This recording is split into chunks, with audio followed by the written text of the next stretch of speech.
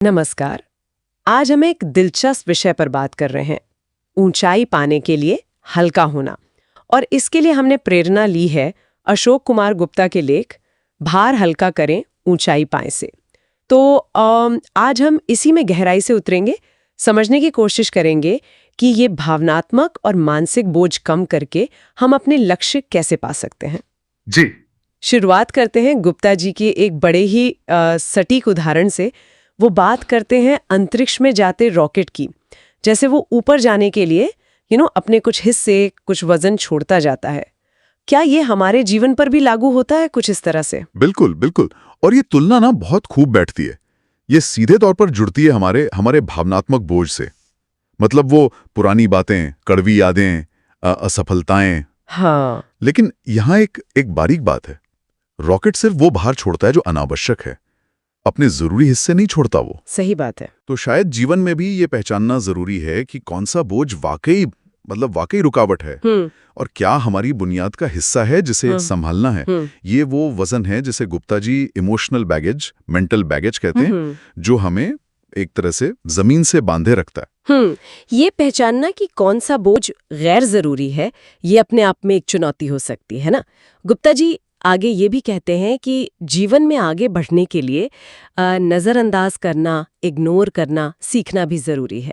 किसी की कही कोई बात चुभ गई, किसी का व्यवहार, किसी का धोखा, इन्हें अगर हम पकड़ कर बैठे रहें तो शायद ऊपर उठना मुश्किल है।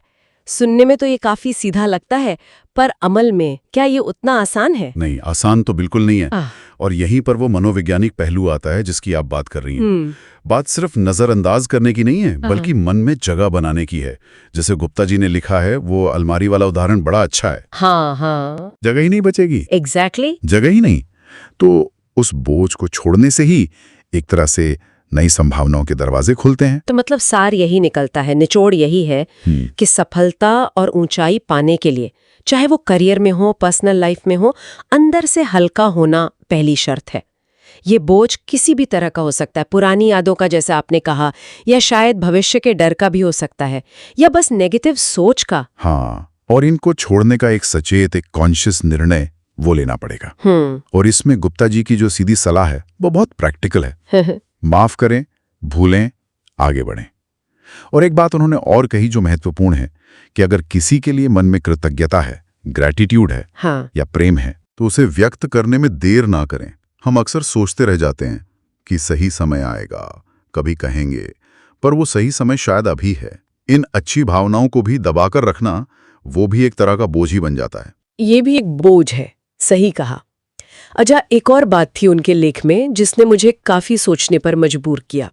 वो लाइन थी, बहुत अच्छा पाने के लिए कभी कभी अच्छा छोड़ने का साहस चाहिए। ये सिर्फ नेगेटिव चीजें छोड़ने से, मतलब उससे आगे की बात लगती है। बिल्कुल, ये उससे गहरी बात है और शायद ज्यादा मुश्किल भी। कई बार क्या होता है कि हम किसी ऐसी सिचुएशन में या नौकरी में या रिश्ते में सहज हो जाते हैं, कंफर्टेबल, जो ठीक ठाक है, मतलब बुरा नहीं है। हाँ, कंफर्ट जोन जिसे कहते हैं। वही कंफर्ट जोन। लेकिन वो हमें हमारी पूरी क्षमता तक, हमारी असल ऊंचाई तक पहुंचने से रोक रहा होता है। तो उस अच्छे को, उस सहज को छोड़कर एक अनिश्चित बेहतर की तरफ कदम बढ़ाने के लिए, उसके लिए वाकई हिम्मत चाहिए। हिम्मत चाहिए, हाँ। एक तरह का आप कह सकते हैं परिकलित जोखिम है, कैलकुलेटेड रिस्क, अपने आराम के दायरे से बाहर निकलना। सही कहा। तो ये सवाल फिर खुद से पूछना बनता है कि हमारी उड़ान में कौन सा ऐसा अच्छा या सहज दिखने वाला बोझ है जो असल में रुकावट बन रहा है, जिसे हम शायद सिर्फ आदत की वजह से या डर की वजह से ढो रहे हैं। और यहीं से शायद हमारे सुनने वालों के लिए सोचने की बात शुरू होती है।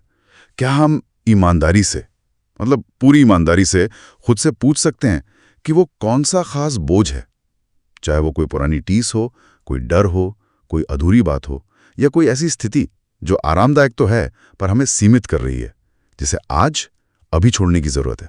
क्योंकि उस बोझ को पहचानना वही हल्के होने की दिशा में पहला सबसे जरूरी कदम है। बिल्कुल, और शायद यही आज की चर्चा का सबसे महत्वपूर्ण संदेश है। तो याद रखिए, भीतर से हल्के बनिए और जीवन को नई ऊंचाइयों